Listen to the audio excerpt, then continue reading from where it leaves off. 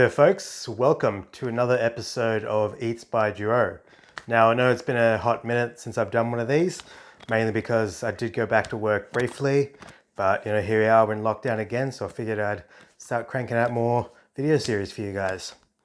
So today we're going to be doing something fun. We're going to be doing a little thing called Curtido. Now Curtido is like a Central American pickled cabbage slaw basically. But the way I do it is I ferment it.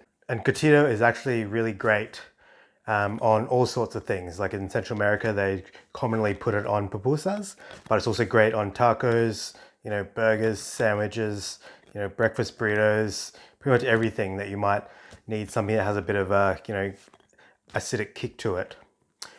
Right, so to get started, what you're going to be needing is cabbage. I've got sort of 1.5 heads here. Some carrots, I'm using 3. Now some onion, now this can be brown or white.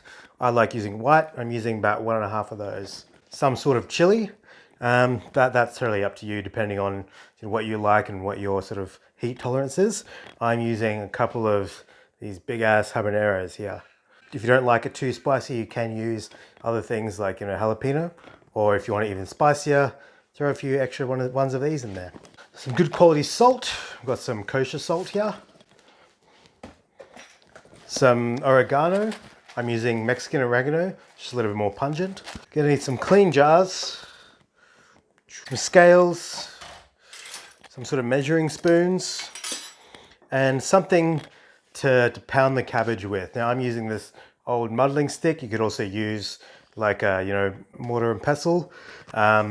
Just anything that's going to really help you, get as much liquid out of the cabbage as possible. You'll also be needing a couple of big bowls, either cheesecloth, or you can use, just a clean tea towel or kitchen cloth or something. Now the first thing we need to do is we need to clean our veggies. Just give them a quick rinse, try and wash off any visible dirt. So we're going to start with the cabbage.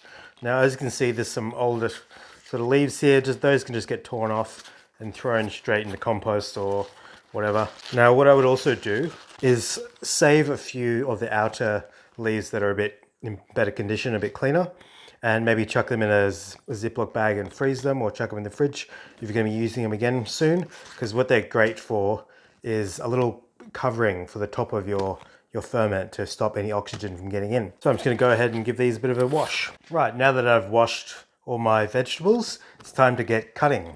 So with the cabbage, what you just want to cut it into nice sort of thin slices. You can go about that any way you want. I'm just going to get stuck into it.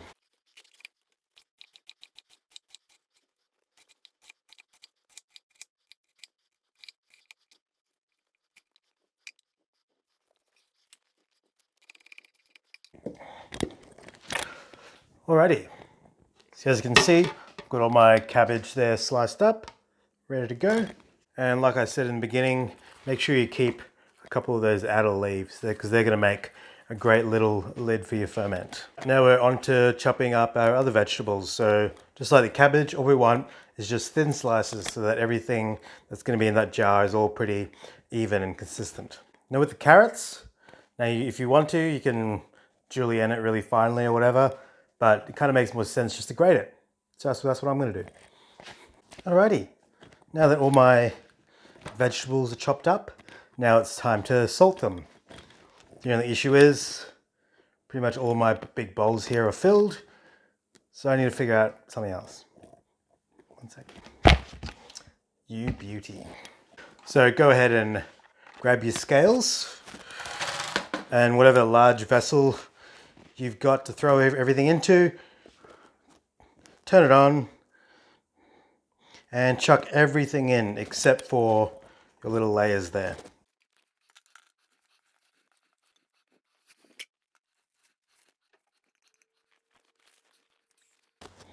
Alright, I'm not going to be able to fit everything in that either. Fuck. Make sure you've got a calculator on you or your phone and calculate everything that you're measuring. This is by far the largest batch I've ever done, hence not having the right equipment to do so. Great, so now that I've measured everything out, I've got roughly just under 2.5 kilos worth of stuff there. Now I need to measure out my salt content.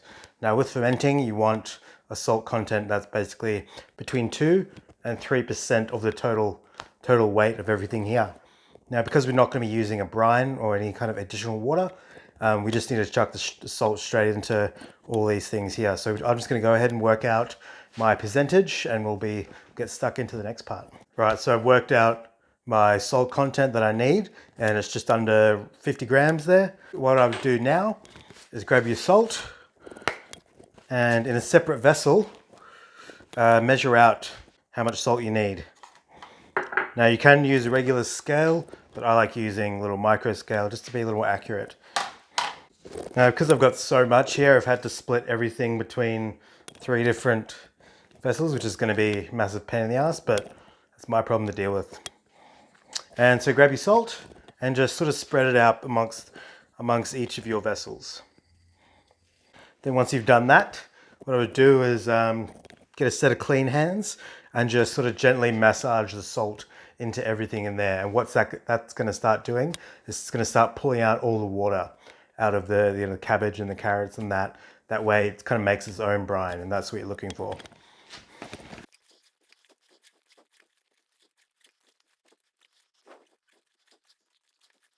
All right, once you've given that a nice little massage, what you're going to want to do is let that sit for, roughly 10, 15, maybe 20 minutes, just so that the salt can start pulling out all that water. Because when we come back, we're going to start bashing it. Has the pandemic been tough on you? Has your household been tense because everyone that lives there is there all the time, day and night?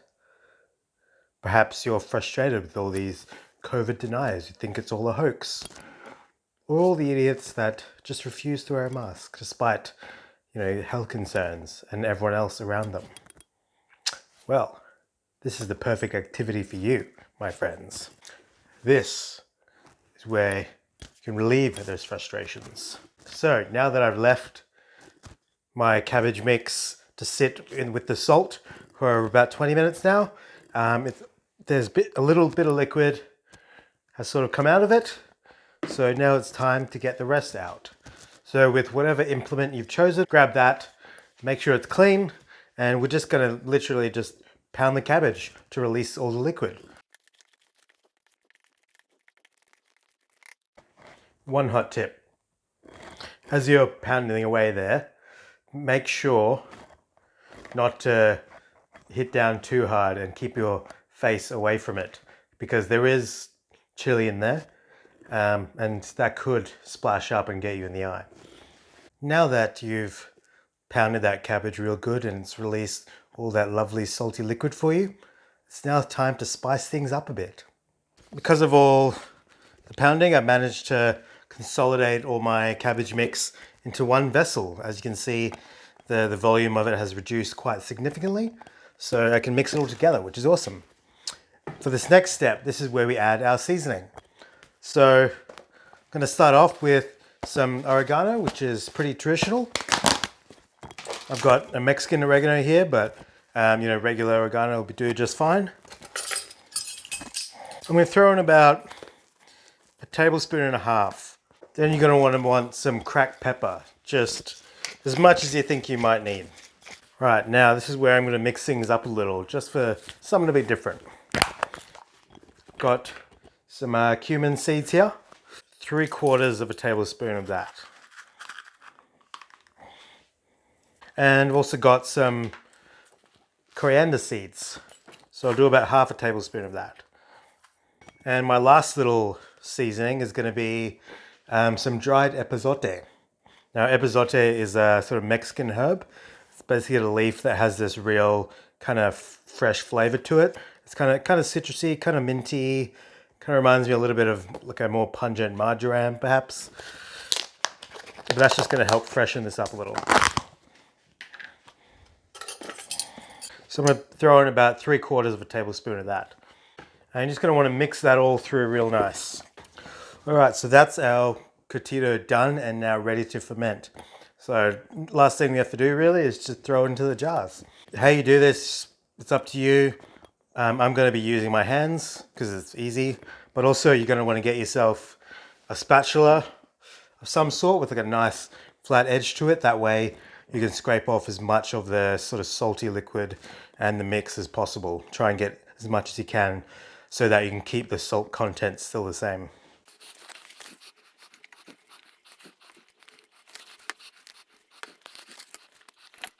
Alrighty, so as you can see, I've got all my cabbage mix into my jars. What you want to make sure is that you have plenty of space between the top of the mix and the lid, because with any fermentation it is going to expand, and if you don't leave enough space you're going to end up with a huge mess. So also what you want to do is make sure everything's pushed down. So the next step is to add in some of those leftover cabbage leaves that we had from earlier, and we're basically just going to cover everything up. Just going to put it in there, and it's going to act as like a little lid. So it's going to help keep out any oxygen getting in there, which would make our ferment go bad. So make sure you push that down as much as possible, because what you want is the brine come up above the mix, which is then going to protect it from any oxygen. Don't worry too much if it's not 100% under brine at this stage, because over the next day or two it'll produce more liquid. Now next thing we want to do is add a little weight on top. Now you can use the old Ziploc bag with water technique to sort of help fill up all that space, or if you're like me and you've got a little bit slightly more professional equipment, you can use these little glass fermenting weights and basically just make sure they're clean and you throw them directly on top. And that'll help keep everything down. All right, now the very last thing we have to do is of course to cover it up. Now we can't just put a lid directly on it, because that'll stop any gas escaping and you risk your jar exploding. So just a nice clean cloth or a bit of muslin cloth or cheesecloth, and we're just going to put that over, add an elastic band, keep it in place, and that there's ready to go. Now if you have one of these, flip top jars like I do, make sure you remove that seal first. That way you can still close it like this, and there's still gonna be room for gas to escape, so that can be left closed. But I would still also recommend chucking on one of these as well, just to prevent any like insects or anything getting in it. There is my Curtido. So I'm going to leave that to ferment for between 2 to 4 weeks, depending on how quickly it ferments, how warm the weather is, etc. For you, it is totally up to you. I would leave it for a minimum of 2 weeks, and then after that, continually taste it. And then as soon as you think it's ready or it tastes great, just chuck it in the fridge then. All right, folks, so there you go. That's how you make Curtido, or at least my version of it. Because I seriously can't be fucked waiting a month to finish this video, I've actually got some here that I prepared earlier, just to give you an idea of what you're expecting, once it's finished. So give you a little close-up look there.